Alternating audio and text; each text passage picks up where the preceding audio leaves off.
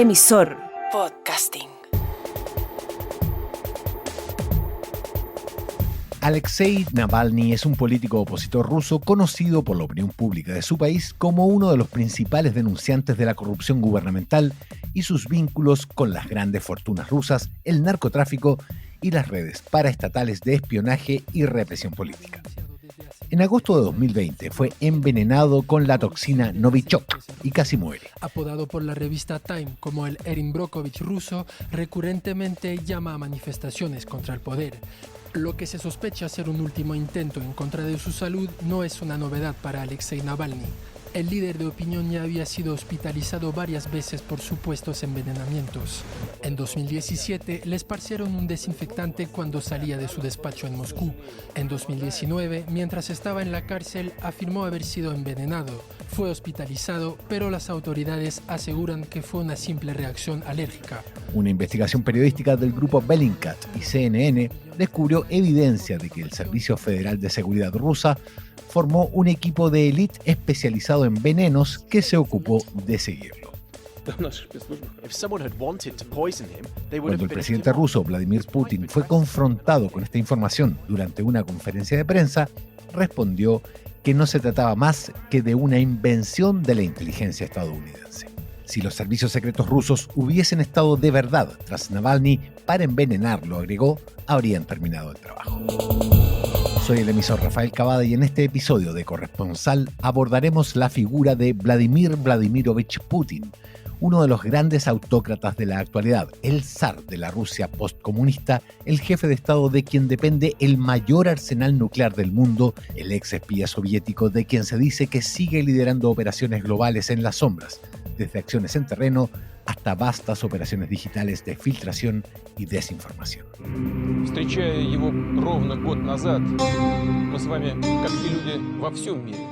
Putin encabeza un orden que se asemeja al sistema represivo soviético sin la épica de la clase trabajadora o en la Rusia de los zares sin el alcance imperial de la nación prerevolucionaria, aunque gran parte de sus esfuerzos se orientan a recuperar esos dominios.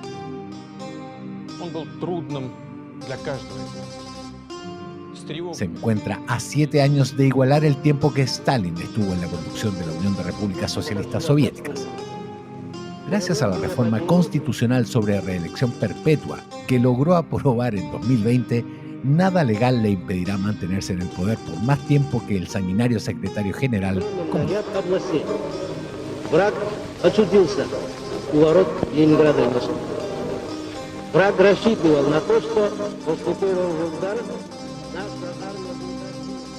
Nacido el 7 de octubre de 1952 en Leningrado, ahora San Petersburgo, Putin estudió Derecho y sirvió 15 años como oficial de la inteligencia extranjera para la KGB, incluidos 6 años en Dresde, Alemania Oriental. En 1998, el presidente Boris Yeltsin lo nombró director del Servicio Federal de Seguridad, órgano sucesor de la KGB. Poco después, se convirtió en secretario del influyente Consejo de Seguridad. Yeltsin, que buscaba un heredero para asumir su cargo, nombró a Putin primer ministro en 1999. En contraste con la figura de Yeltsin, su decisión de propiciar una incursión armada para intentar sofocar el separatismo checheno le granjeó altos niveles de aprobación.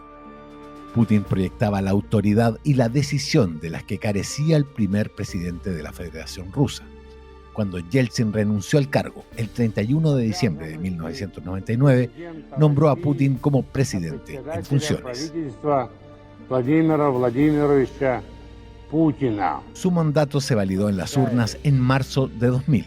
A partir de entonces, elección tras elección, ha mantenido las riendas del poder, incluso cuando constitucionalmente no podía ejercer el mando durante 2 periodos consecutivos. El ganador de las elecciones en ese entonces, Dmitry Medvedev, lo eligió como primer ministro, y Putin, cuando pudo volver a competir y ganó, puso de vuelta a Medvedev como su primer ministro. Las elecciones rusas del año 2000 en adelante han sufrido una degradación constante, cada una de ellas denunciada desde entonces como menos transparente y con menos garantías para la oposición que la anterior. Así como adoptó procedimientos del comunismo sin la ideología comunista, Putin ha adoptado procedimientos democráticos sin establecer verdaderamente una democracia.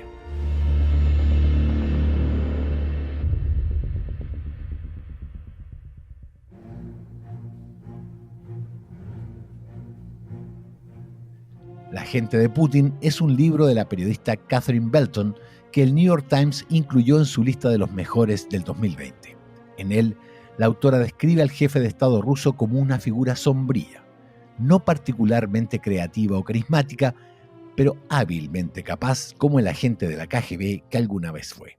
Según Belton, su ascenso al poder se debió a que un Boris Yeltsin enfermo y los oligarcas que prosperaron en el caos después del colapso soviético buscaban a alguien que preservara su riqueza y los protegiera de los cargos de corrupción. Putin se presentó como alguien que honraría el trato, pero luego desplazó a cualquier jugador de la era Yeltsin que se atreviera a desafiar su firme control del poder.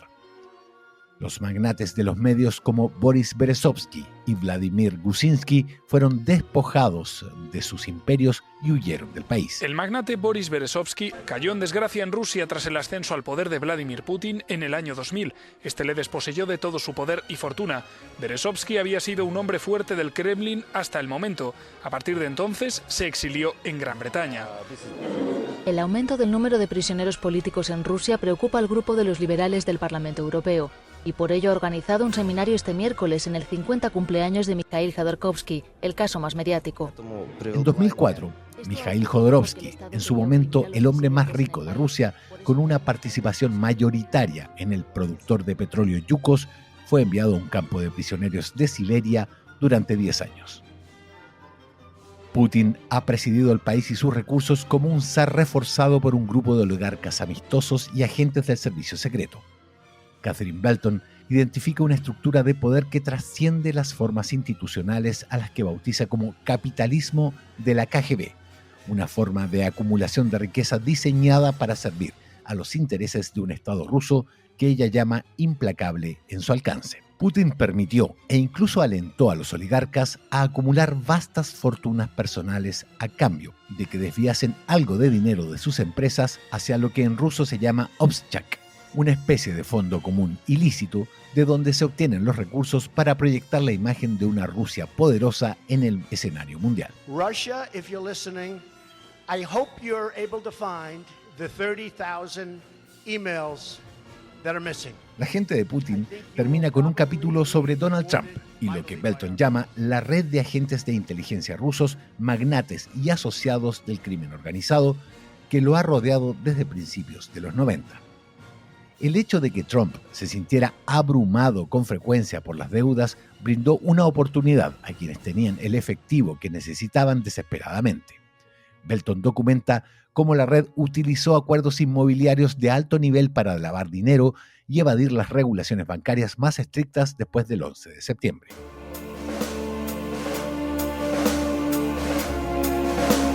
Para quienes no son aliados de Putin, existe el riesgo de morir por envenenamiento, sufrir accidentes sospechosos o ataques cardíacos sorpresivos.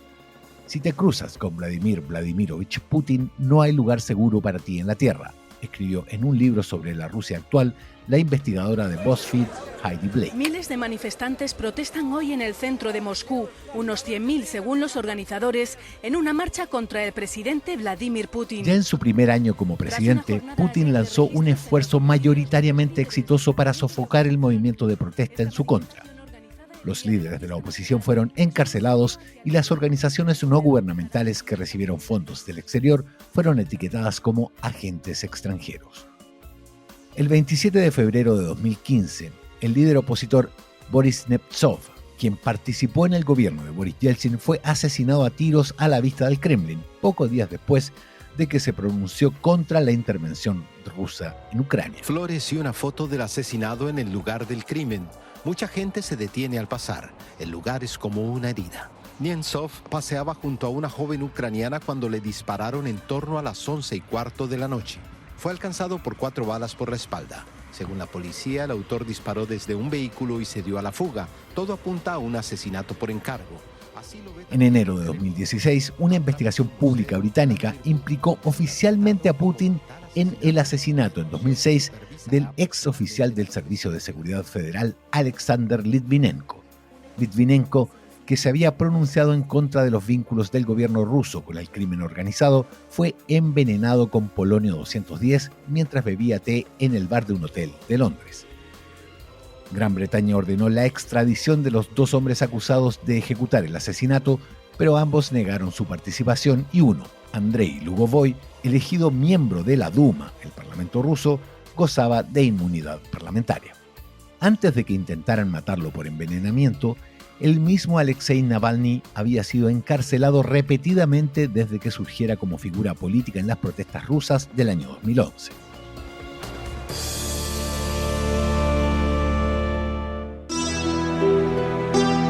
Salisbury, una pequeña localidad a 1 hora de Londres, se convirtió en el centro de la intriga internacional cuando un exespía ruso, Sergei Skripal, y su hija Yulia fueron encontrados en estado catatónico en este banco. A medida que se acercaban las elecciones presidenciales de marzo de 2018, Putin se convirtió en el foco de un importante incidente internacional cuando Sergei Skripal, ex oficial de inteligencia ruso condenado por espiar para Gran Bretaña y liberado en el Reino Unido en un intercambio de prisioneros, fue encontrado inconsciente con su hija en Salisbury, Inglaterra. Los investigadores alegaron que la pareja había estado expuesta al mismo Novichok encontrado en Navalny. Funcionarios británicos acusaron a Putin de haber ordenado el ataque y la primera ministra británica, Theresa May, expulsó a casi 2 docenas de agentes de inteligencia rusos que habían estado trabajando en Gran Bretaña bajo cobertura diplomática. It is now clear that Mr. Skripal and his daughter were poisoned with a military-grade nerve agent of a type developed by Russia. También generó condena internacional el enjuiciamiento del colectivo feminista punk Pussy Riot. 3 integrantes de la banda fueron arrestadas por una actuación anti-Putin organizada en la Catedral de Cristo Salvador en Moscú en febrero de 2012. En agosto, el trío fue sentenciado a 2 años de prisión por vandalismo.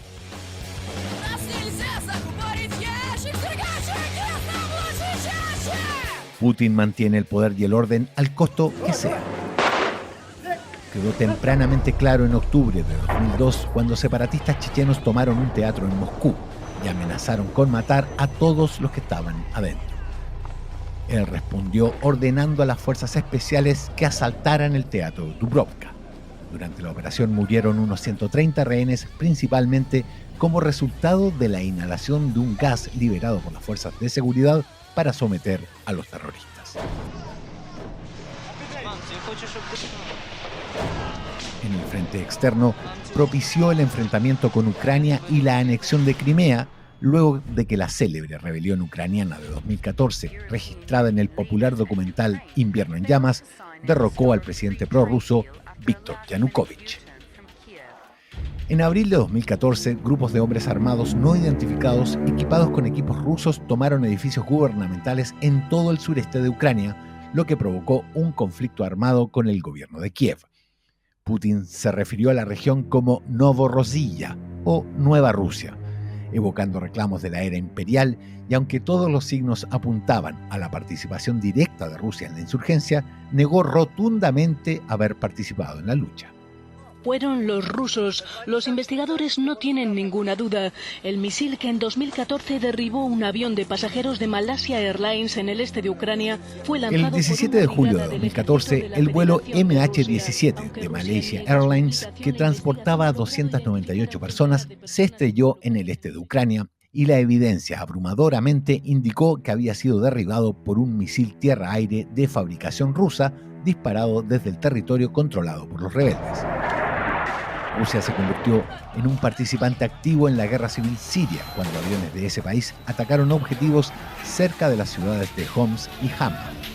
Aunque los funcionarios de defensa rusos declararon que los ataques aéreos tenían como objetivo las tropas y el material perteneciente al Estado Islámico en Irak y el Levante, el foco real de los ataques parecía haber estado en los oponentes del presidente sirio y aliado ruso Bashar al-Assad. Las tensiones de Putin con Estados Unidos estallaron en junio de 2013 cuando el contratista de la Agencia de Seguridad Nacional de Estados Unidos, Edward Snowden, buscó refugio en Rusia después de revelar la existencia de varios programas secretos de la agencia. Russia has some political policies that I disagree very strongly with. But my day-to-day life, it's much better than prison. Para 2016 surgieron pruebas de que Rusia estaba llevando a cabo una amplia campaña de guerra híbrida destinada a socavar el poder y legitimidad de las democracias occidentales. Los aviones de combate rusos violaron rutinariamente el espacio aéreo de la OTAN en el Báltico y un par de sofisticados ataques cibernéticos a la red eléctrica de Ucrania sumieron a cientos de miles de personas en la oscuridad. En Montenegro, donde el gobierno pro-occidental se estaba preparando para la adhesión a la OTAN, las autoridades evitaron por poco un complot para asesinar al primer ministro montenegrino Milo Đukanović e instalar un gobierno prorruso. Los fiscales montenegrinos descubrieron una conspiración que vinculaba a los serbios nacionalistas, a los combatientes prorrusos en el este de Ucrania y supuestamente a un par de agentes de inteligencia rusos que habían orquestado el golpe. En los meses previos a las elecciones presidenciales estadounidenses de 2016, una serie de ataques de piratería de alto perfil se dirigieron al Partido Demócrata y a su candidata presidencial, Hillary Clinton. Los expertos en seguridad informática vincularon estos ataques a los servicios de inteligencia rusos. Después de la victoria de Trump en noviembre de 2016, la atención se centró en los ciberataques y la posible colusión entre el equipo de campaña de Trump y Rusia. Las agencias de inteligencia estadounidenses concluyeron que Putin había ordenado una campaña de múltiples frentes para influir en las elecciones y socavar la fe en los sistemas democráticos estadounidenses. En mayo de 2017 se atribuyó otro ciberataque a Fancy Bear, el grupo vinculado al gobierno ruso que había llevado a cabo el ataque al Partido Demócrata. Esta vez se trataba de filtraciones que afectaban al candidato a la presidencia francesa, Emmanuel Macron, quien de todas formas resultó victorioso ante la candidata de extrema derecha, Marine Le Pen, quien había recibido previamente apoyo financiero de un banco vinculado al Kremlin y propiciaba el fin del régimen de las sanciones internacionales contra Rusia adoptadas después de la anexión de Crimea.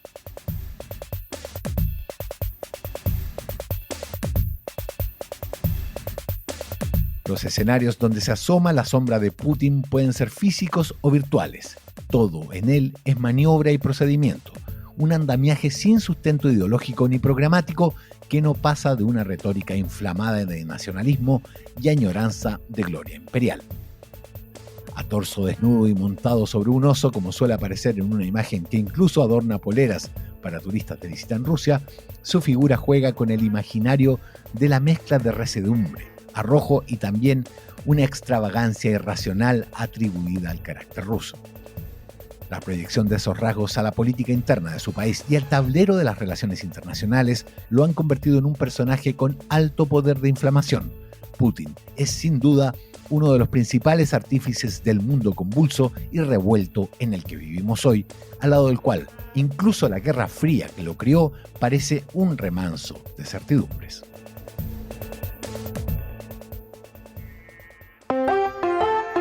Emisor Podcasting.